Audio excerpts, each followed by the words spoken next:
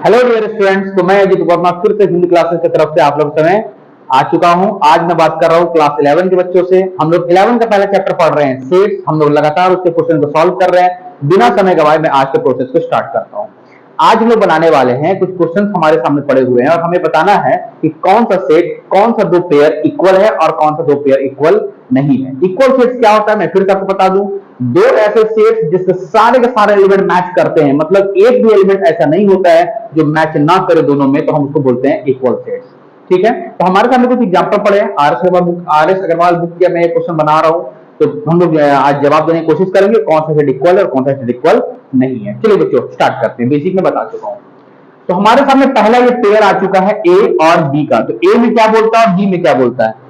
इस क्वेश्चन को अगर आप बनाना चाहते हैं तो आपको सबसे पहले बेहतर होगा कि आप जो भी आपको स्टेटमेंट के तौर पे या बिल्डर मेथड के तौर पे जो क्वेश्चन दिया रहेगा, आप उसको पहले रोस्टर फॉर्म में कन्वर्ट करें, क्योंकि रोस्टर में कन्वर्ट करने के बाद बड़े आराम से आप ये समझा सकते हैं कि सारे एलिमेंट मैच कर रहे हैं या नहीं कर रहे हैं। अगर सारे एलिमेंट मैच कर गए तो इक्वल सेट, और सारे एलिमेंट में अगर कोई भी एलिमेंट अगर मैच नहीं कर रहा है तो वो इक्वल सेट नहीं होगा।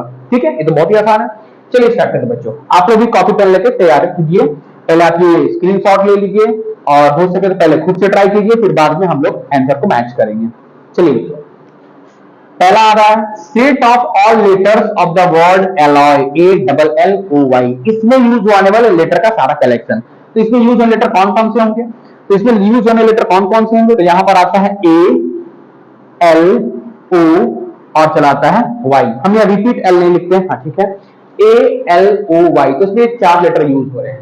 ये हमने इसका बिल्डर फॉर्म से रोस्टर फॉर्म में कन्वर्ट कर दिया। बी में क्या लिखा हुआ है, set of letters in the word loyal, LOYAL। अगर मैं इसका रोस्टर बनाऊं तो क्या जाएगा, L हो जाएगा, O हो जाएगा, Y हो जाएगा, A हो जाएगा, और यहां तो L आपका रिपीट हो जाएगा, तो रिपीट हमें लिखना नहीं। ठीक है, आप देखिए जरा, मैं दिखा रहा हूं। ओके, अब ये देखिए क्या ये दोनों इक्वल सेट है। तो यहां पर क्या क्या एलिमेंट है, ALOY, और यहां पर क्या क्या एलिमेंट है, ALOY। तो सारे एलिमेंट तो मैच कर गए यहां पर। तो जब सारे एलिमेंट मैच कर जाते हैं तो हम उसको बोलते हैं इक्वल सेट। और उसको लिखने का तरीका क्या होता है, A is equal to B, यानी ये दोनों इक्वल सेट तो है भाई। ठीक है, ओके। अब देखिए नेक्स्ट क्वेश्चन में 2 बनाने वाले हैं। ये दो पेयर दिया गया, एक C और दूसरा D। बेहतर होगा पहले इसको रोस्टर फॉर्म में कन्वर्ट करें। तो C में क्या दिया हुआ है, यहां दिया हुआ है x such that x belongs to z। z का मतलब होता है इंटीजर। तो वो सारे इंटीजर जिसका स्क्वायर 4 या उससे कम होता है, ये मैं पहले आपको बता चुका हूं। वो सारे इंटीजर जिसका स्क्वायर 4 या उससे कम होता है, तो वो सारे इंटीजर होते हैं -2, -1, 0, 1, 2। तो ये वो सारे इंटीजर हैं जिसका स्क्वायर 4 या उससे कम होता है। अगर हम 3 लेंगे तो ये 9 हो जाएगा। अब मैं अगर डी की बात करूंगा तो डी में रहता है वो सारे इंटीजर जो इस इक्वेशन को सेटिस्फाई करता हो। तो -4 में 4 ऐड करने पे 0 होता है। तो किसका स्क्वायर 4 होता है, कौन कौन से इंटीजर का, वो इंटीजर होता है, एक होता है -2, दूसरा इंटीजर होता है 2। अगर x के स्थान पर -2 पुट करें चाहे 2 पुट करें, तब जाके हमारा 0 लाएगा। तो आप देखिए क्या ये दोनों इक्वल सेट है।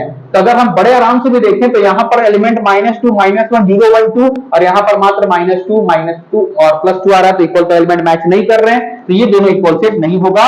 C does not is equal to D। Next question clear है बच्चों, हम लोग E की बात करते हैं। E में बोल दिया कि x से ज्यादा x बिलोंग्स टू Z, वो सारे इंटीजर जो इस कंडीशन को फुलफिल करेंगे, x -3 इज इक्वल टू 0। तो यहां पर वो कौन सा इंटीजर होगा जिसको पुट करने पर 0 होता है, तो वो इंटीजर होता है मात्र 3। या 3 पुट करेंगे तो ये इसको इक्वेशन को सेटिस्फाई कर देगा। अगर हम f की बात करें तो बोलता है x से ज्यादा x belongs to Z, x square -9 is equal to 0। यहां पर हम कौन कौन से इंटीजर पुट करेंगे जिससे 9 आता हो, क्योंकि 9 पुट करेंगे तभी तो 0 होगा।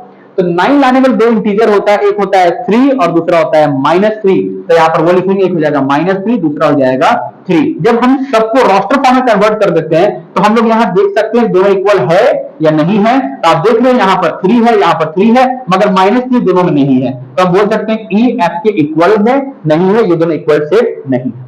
लास्ट क्वेश्चन हमारा इस कंडीशन का आ रहा है, एक सेट आ रहा है G और दूसरा सेट आ रहा है H। G में ऑलरेडी आपको एलिमेंट दे रखा है, एक दिया हुआ -1, 1, और H में आपको कंडीशन बोल दिया गया। तो चलिए इसको रोस्टर फॉर्म में कन्वर्ट करते हैं। तो x से ज्यादा x बिलोंग्स टू Z, वो सारे इंटीजर जो इस कंडीशन को सेटिस्फाई करते हैं। तो यहां पर x स्क्वायर की जगह पर 1 होना पड़ेगा, और 1 लाने वाला इंटीजर जिसका स्क्वायर करने पर 1 आता है वो इंटीजर होता है, एक होता है -1, दूसरा चला आता है 1। तो क्या देखिए ये सारे एलिमेंट मैच कर रहे हैं, तो जी हाँ बिल्कुल सारे के सारे एलिमेंट मैच कर रहे हैं। यहाँ पर -1 1, यहाँ पर -1 1, तो हम बड़े ही आराम से बोल सकते हैं जी और एच दोनों इक्वल सेट हैं। इसको सॉल्व करने से पहले आपको ये जरूर मालूम होना चाहिए कि कौन सेट इक्वल है, कौन सा सेट इक्वल नहीं है, उसका डेफिनेशन क्या होता है। और सारे बिल्डर मेथड से आप उसको रोस्टर फॉर्म में कन्वर्ट करेंगे, फिर रोस्टर फॉर्म में कन्वर्ट होने के बाद आप बड़े आराम से चेक कर सकते हैं सारे एलिमेंट मैच कर रहे हैं या मैच नहीं कर रहे हैं। तो चलिए छोटा छोटा वीडियो आप लोगों को बना के दे रहा हूं ताकि आप छोटे छोटे वीडियो देखते चले, कॉपी नोट्स बनाते चले, और ये पूरा मैं सीरीज के रूप में आपको इस पीडीएफ में, इस वीडियो में दे दिया करूंगा अपने यूट्यूब पर। आप लाइन से एक एक करके सारा लेक्चर देखें तो आपको सारा बात क्लियर होता चला जाएगा। ठीक है बच्चों, अब मिलते हैं नेक्स्ट वीडियो में, तब तक के लिए थैंक यू।